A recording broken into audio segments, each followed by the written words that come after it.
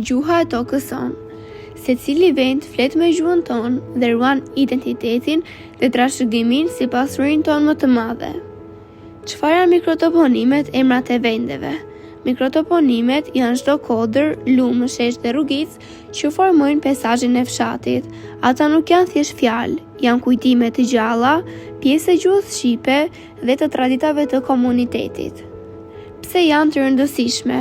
Ruajnë gjuhën dhe fjalorin lokal, tregojnë lidhjen me tokën dhe natyrën, mbajnë gjallë identitetin dhe trashëgiminë kulturore dhe çdo vend ka vlerën e vet.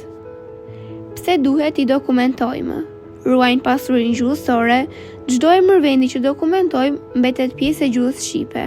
Mbajnë gjallë kujtime dhe identitetin, çdo kodër, lumë apo shesh ka historinë e vet që duhet ruajtur për brezat e ardhshëm.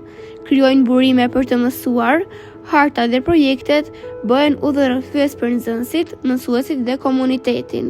Forcojnë lidhjen me vendin dhe gjuhën. Dokumentimi bën që çdo emër të ruhet dhe të mbetet pjesë e trashëgimisë kulturore.